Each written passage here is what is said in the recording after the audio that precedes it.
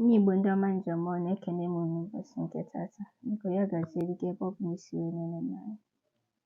Biko okwu m chọrọ ikwu bụ achọrọ m ikene ndị fans m. Biko unu enwe n'iwe that na ekene anọ na ọ bịa late. Biko nnagide m maka na since this January I've been sick. Ahụ adịchalụ m, so nna ya alụ since apụta January a. Ọ ya mere na anụbeghị olu m since. Biko na-asị ebe ọ bụla ị nọ, happy new year. Happy new year. I really thank God for life. Maka na sọsị ya na-amalụ ka emebe ọnwụ. Ekene m Chukwu nna na ndụ na alụ isi ike. Ekene m Chukwu n'isi unu, n'isi mụ akwa. Because it's a very big testimony because ihe bịakwute m, ahụ ọkụ bịakwute m. Onye gwara himself that na by this time na nka ga-anọ ndị ga-asọ ya ahụ na-asị. Because by this time last week, in fact few days back, I can't even stand on my own. Onye bụ mmadụ ekwula ọtọ, ma nkwuwa ọtọ on my own, like even nchesa alụ, I have to sit down if I want to bathe. Since last this January, ọpụpa ka a na-apa m. Ịmago ekwensu bịa mana ọ bịa late. Ọ bịa ka ọ chọrọ mkpụrụ obi ọ ga-adọlụ mana ọ bịa late maka na ama m onye m na-efe dị ike. God I serve is a merciful Father. He has been so good to me because o nwego so many people ahụ ya roto oshi ya m but ha pụtawuho. O nwegokwenu ndị pụtalụ mana ha remain ho the same again. But I thank God for my life. I thank God for my life. Godi that no well anything. I really thank God for my life.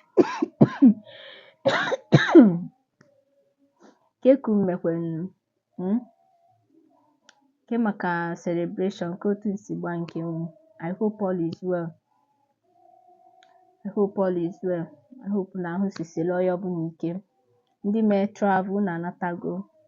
Ke maka travel, nke maka ndị village na-ewetakwere ihe.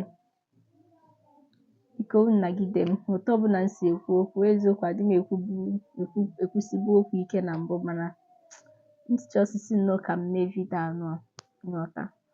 Bro like na me wetechego m like that, but I just feel like doing this video to appreciate my fans. For people that have asked of me, thank you so much. I really appreciate. Thank you so much. Ima for a while, if you notice say men between that kind December 30th, 31st, 1st, mago. Of just one video can it's even one video. You know that is someone that is helping me out. But during that period, Kaloka video, like play or Biakawazi enjoy around that kind second. So since then, from one hospital to another, I'm gonna rob. Even how bakatago mogwa ahụ nịcha na afụkụzi m ụfụ. Any little thing metu na nkịta ọfụwa m ụfụ dutogi m. Ewegolu needle dụwasịsịa m ahụ. Aka m nịcha needle, ike m nịcha needle. Plus nke mkpụrụ nna ahụ, plus ndị mmiri. Mago, I've passed through a lot, but really thank God, honestly. Keku mekwenu biko no. Unu afụgonu nabata mfu ihe na-eme n'efere mbụ JPAC Ogechi na gọvanọ eziokwu. But it's well. It's well. The only thing anyị ga na-ayọ bụ gịnị ka peace, ka udo dị, ka peace dị. Maka na ya bụ the most important thing. Ejila esemokwu eme gịnị aga ebe ọbụla. O nwere ebe eji esemokwu aga.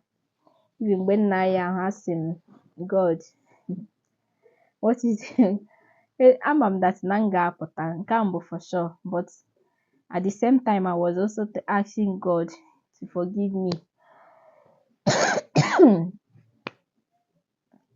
ebe ọbụla m si mejọ ịghọta, na-asịkwanụ ndị m mejọrọ biko ebe ọbụla m si megide unu maọbụ n'okwu ọnụ maọbụ na akparamagwa m, biko nagidenụ m gbaalụ. Ọ bụ na o nwego vidio m tinyere na-ewe unu iwe, unu mee gịnị? Unu gbaalụ. Arụ aka mee m ụmụ mata that na this life here, this life nothing dey inside at all. Imagine mụ na kpụrụ ụla with good health. I slept healthy, waking up in the morning with a lot of cold, imago massive cold. My body was heating as if that na imago nowhere ọkụ etinye m n'ahụ, they say na boil. Ọ bụ na isie mmiri ọkụ n'ahụ m that very morning, you feel that na mmiri ọkụ ahụ ga-asụ. I can't even stand up, I can't talk, like you hardly even hear what is coming out from my mouth. Nchi ikwu okwu, njisi ike ka m ji ekwu okwu, nkwu okwu ahụ na-encha na-afụ m ụfụ. Nwawasị m good morning to like na nna ekene mmadụ good morning. Ọ dịka my last strength ka m use na-ekene ya bụ ekene.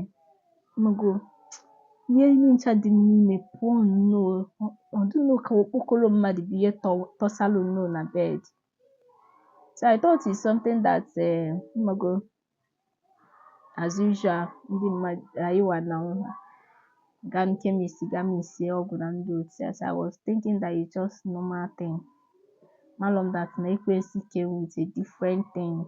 Imagine cough, catarrh, ahụ ọkụ, isi ọwụwa, as in cold. I don't even know. Bịa na ya sef, you feel that na I'm still coughing. See na pụchabe m now. My last strength ka m ji na-emedi ya because na this video dị necessary mụ anyị. Biko